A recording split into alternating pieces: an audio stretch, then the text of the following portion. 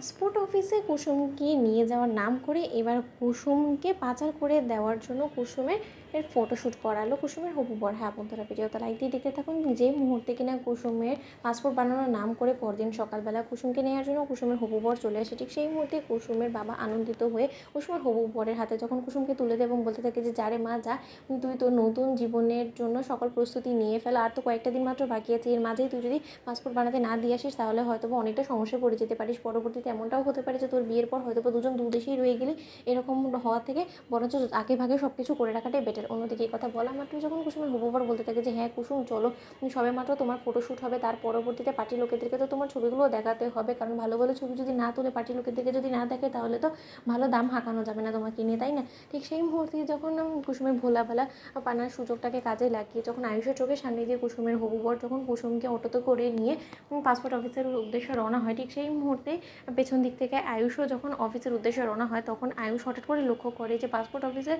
নাম করে কুসুমকে অন্য কোথাও নিয়ে যাওয়ার চেষ্টা করছে কুসুমের হবু বর। অন্যদিকে আয়ুষ বলে থাকে যে কী ব্যাপার, আমি তো কাল শুনলাম কুসুমের হবু বর নাকি কুসুমকে সকালবেলা এসে নিয়ে যাবে পাসপোর্ট বানানোর জন্য, কিন্তু পাসপোর্ট অফিস তো ডান দিকে ছিল, তাহলে ও বাদিকে কেন নিয়ে গেল কুসুমকে?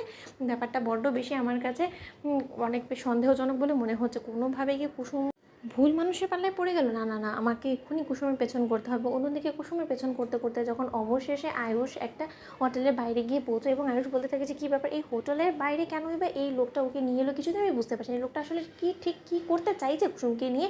এই লোকটাকে নিয়ে আমার যত শীঘ্রই সম্ভব যাচাই বাছাই করতে হবে, এর আগে আরেকটু দেরি হয়ে যাক। অন্যদিকে এই কথা বলা মাত্র যখন কুসুমকে অটো থেকে নামিয়ে যখন কুসুমের হবু বর বলতে থাকে যে না এখন দাঁড়িয়ে আছো কেন, আমার দিকে ড্যাব ড্যাব করে তাকিয়ে থাকলে তো আর হবে না, তোমাকে এক্ষুনি আমার সঙ্গে ফটোশ্যুট করার জন্য যেতে হবে। অন্যদিকে ফটোশ্যুটের রুমে যখন কুসুমের নানানভাবে ছবি তোলানো হয়, ঠিক সেই মুহূর্তে কুসুমের আপত্তি থাকা সত্ত্বেও কুসুমের আপত্তিকর কিছু ছবি তুলতে যখন কুসুমকে বাধ্য করা হয়, ঠিক সেই মুহূর্তেই সেখানে হঠাৎ করে আয়ুষ এসে হাজির হয় এবং আয়ুষ বলতে থাকে যে কী ব্যাপার কুসুম, তোমার এখানে ফটোশ্যুট করানো কি মানে আছে বলো তো? আর তোমাকেও বলছে একটা কথা, তুমি যে ওকে এখানে নিয়ে এলে, ও বেচারি কোনো কিছু কলকাতা সম্পর্কে জানে না, কিন্তু তুমি তো খুব ভালো করেই জানো যে এইখানে নিশ্চয়ই পাসপোর্টে কোনো রকম কোনো ফটো শ্যুট করানো হয় না, তাহলে পাসপোর্ট অফিসে না নিয়ে তুমি ওকে এখানে কেন নিয়ে এলে? ঠিক সেই মুহূর্তে কুসুমের হবু বর আয়ুষের উপরে ক্ষিপ্ত হয়ে বলতে থাকে যে আপনি ভারী আচ্ছা পাবলিক তো মশাই, আপনি আমাদের পেছন করতে করতে এখানে অবধি চলে এলেন। কই কুসুম, তোমার বাবা তো আমাকে একবারও বলেনি যে আমাদের পেছন পেছন করতে করতে এই গাঙ্গুলি বাড়ির বড় ছেলেকেও লাগিয়ে দিয়েছে তোমার বাবা কিন্তু এইসব কিছু করে মোটেও ঠিক কাজ করেনি। ঠিক সেই মুহূর্তে কুসুম বলতে থাকে যে ছোটো সাহেব আপনি এখানে কী করছেন বলুন তো? অন্যদিকে